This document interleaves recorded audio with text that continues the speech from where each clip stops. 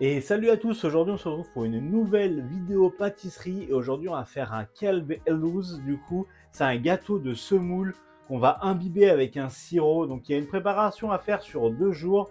On va commencer par peser les ingrédients puis je vais vous expliquer ça au fur et à mesure. Allez, on y va. Du coup Kelb Elouz, on commence par 250 g de semoule moyenne. Après on ajoute nos 125 g de sucre, nos 2 cuillères à café de sucre vanillé et nos 2 g de sel. Là, il faut mélanger déjà le sucre avec la semoule, que ça soit homogène. Une fois que vous avez mélangé un petit peu grossièrement, vous rajoutez vos 32 g de beurre liquide à l'intérieur. Tac.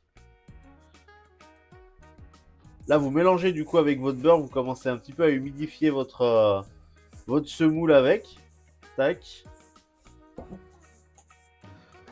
Du coup, là, on a commencé à mettre le beurre avec la semoule et le sucre. Alors, ce qu'on veut, c'est bien mélanger, mais surtout que le sucre, il commence à fondre. C'est ça le plus important. Et pour qu'il commence à fondre, et ben en fait, il faut tout simplement que l'humidité du beurre commence à faire fondre le sucre. C'est vraiment l'humidité qui fait fondre le sucre. Hop. Donc là, on mélange bien tout ça. Et après, on ajoutera les 15 g d'eau, les 15 g d'eau de fleur d'oranger, petit à petit.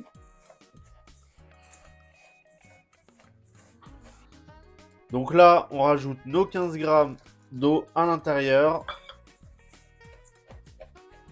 Pareil, on mélange bien.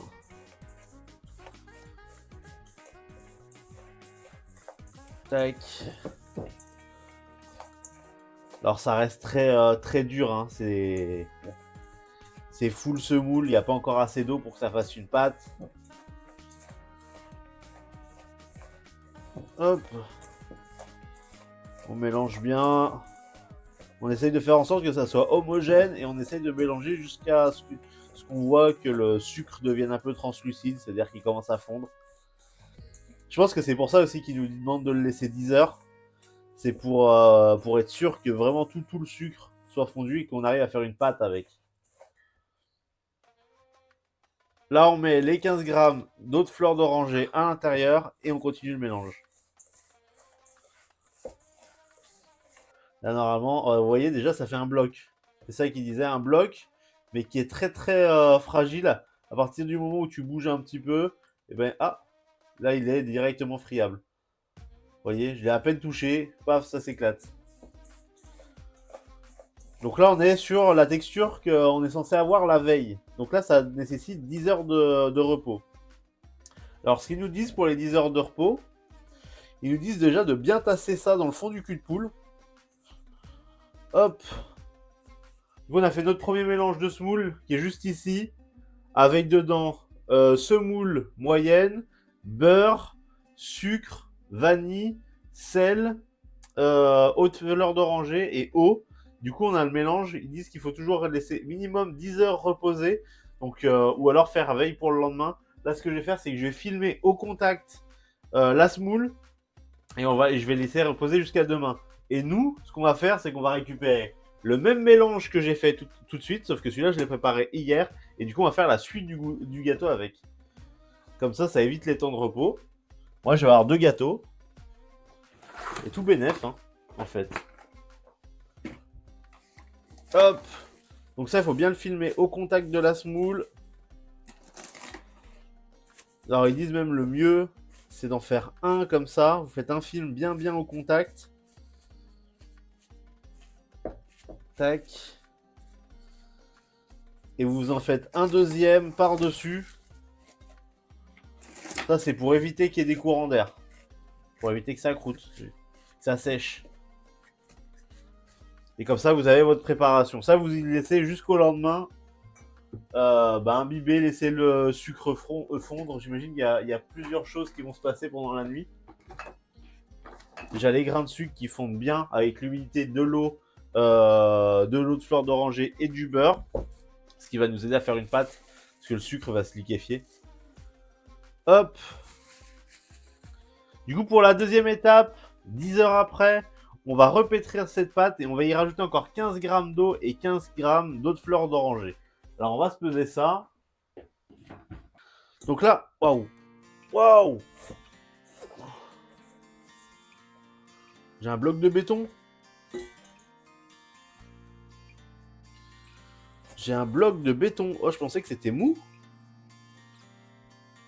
Ah, mais ouais, c'est plus collant par contre. Il faut recasser la semoule. C'est eux qui m'ont dit de la compacter comme ça. Hop. Donc là, on a notre mélange de semoule fait la veille. On rajoute les 15 grammes d'eau de fleur d'oranger pour commencer. Ça va me permettre de faciliter un petit peu le mélange, je pense. Hop. Ouais, si, ça a l'air d'aller un peu mieux quand même. Mais ouais, c'est vrai, quand vous reprenez le truc, c'est du béton. Hein. Tac, tac, tac. Alors, il y en a qui disent faire ça à la feuille aussi, ça marche bien.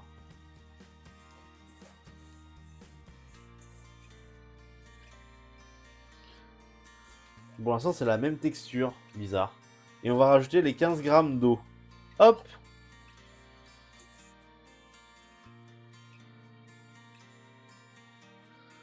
Vous voyez, il y a quand même des endroits où on voit que ça commence à former un peu une pâte. Comme là. Mais le truc, c'est qu'elle est aussi friable qu'hier. Et ça c'est un problème.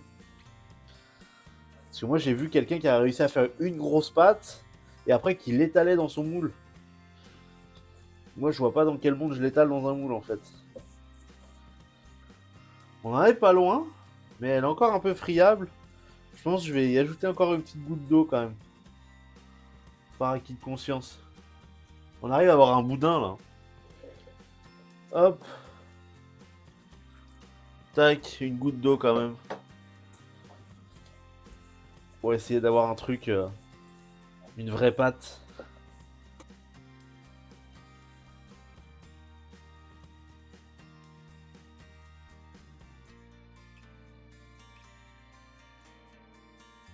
Et là, du coup, je mets toute ma préparation là-dedans.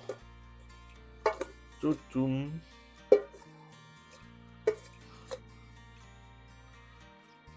Est-ce que c'est trop grand ce que j'ai pris? Ah, c'est peut-être un peu grand. Hein. Parce que là, ça fait fin. Donc, je vais vraiment le cuire là-dedans. Ok, bon, bah, je vais le cuire là-dedans. Du coup, je vais graisser ça. Là, je voyais plus je la voyais plus grosse la quantité. Et sinon, ça me fera juste de la vaisselle. Hein. C'est pas trop grave.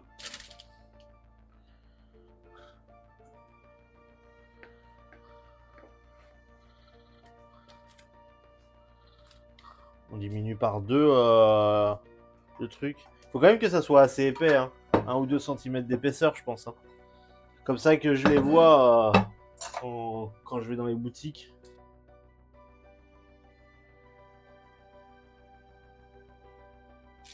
Donc là, on a bien étalé la semoule, assez plat dans tout le fond de notre moule. Ce qu'on va faire, c'est qu'on va tracer des traits comme des parts, comme si on voulait couper des parts dès maintenant. Et on va, sur chaque part, mettre 3 amandes. Je sais pas si je peux le faire. Ouais, si je peux faire. Ou alors on en met moins et on met juste une amande et on fait des petits carrés. Ça peut être marrant, ça. Tac. Hop. Hop. Ouais, je pense que comme ça, c'est bien. On va mettre une amande dans chaque. Donc on va mettre une petite amande dessus. On l'enfonce un petit peu dedans sur chaque. Ça fait un peu la petite déco, quoi. Bon, c'est plus joli si je les mets toutes dans le même sens, non? Je pense. Hop. J'essaie de mettre tout dans le même sens. On va voir. Je pense que ça va être plus joli si je fais ça. Tac.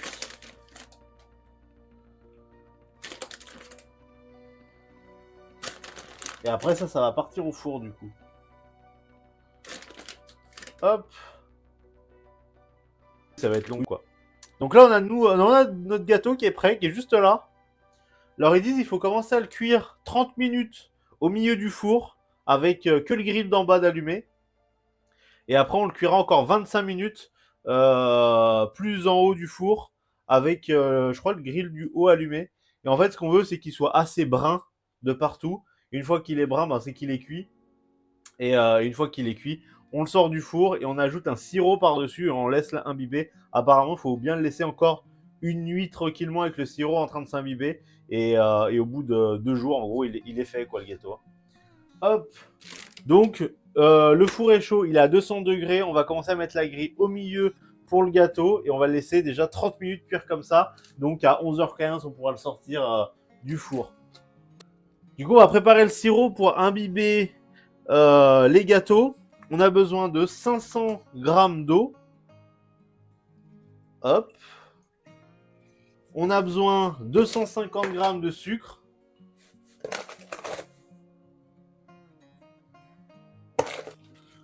Environ une cuillère à soupe d'eau de fleur d'oranger. Voilà. Qui est juste ici. Alors, je sais pas à quoi il sert le jus de citron, mais ils disent une lichette de jus de citron dedans. Ils disent le jus de 1,5 citron. Hop, on en met un peu et on est bien. On va faire chauffer ça. En ce moment, j'ai des fruits partout, c'est folie.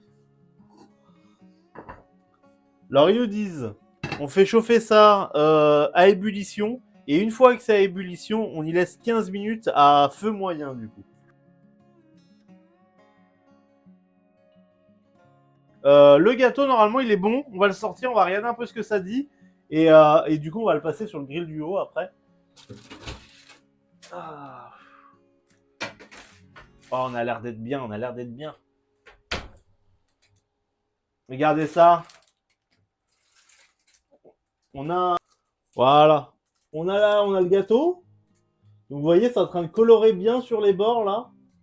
Donc là, j'ai allumé le grill du haut au four. Et on va y laisser encore 20 minutes cuire avec le grill du haut allumé.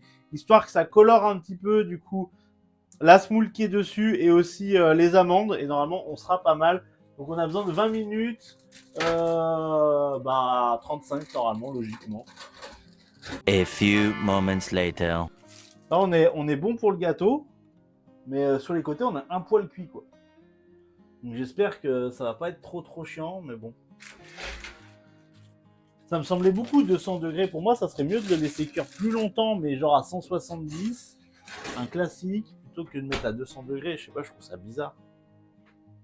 Donc là, on prend le sirop et on le met, hop, à l'intérieur du gâteau. Donc on commence par les extérieurs, on va au centre.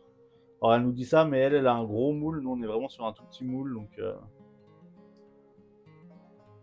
Donc là, normalement, tu fais la première fois, après tu laisses imbiber, après tu reviens, tu relaisses imbiber. Et la dernière fois, tu mets et tu mets au four pour que ça finisse d'imbiber.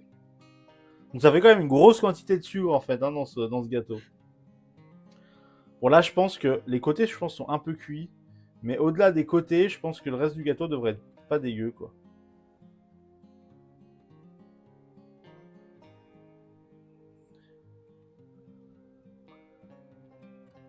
Mais moi je pense que je peux tout mettre. Hein. Ah, il y a une amande qui s'est barrée par contre. Connasse, reviens là. Retourne sur ton gâteau toi. Et ça ils nous disent d'y mettre dans le four comme ça. Bon, on va mettre l'assiette avec, hein, elle va pas mourir. A few moments later. Oh, ça a l'air magnifique. Il a doublé de volume, les gars. Doublé de volume. On va remettre les amandes à leur place, quand même.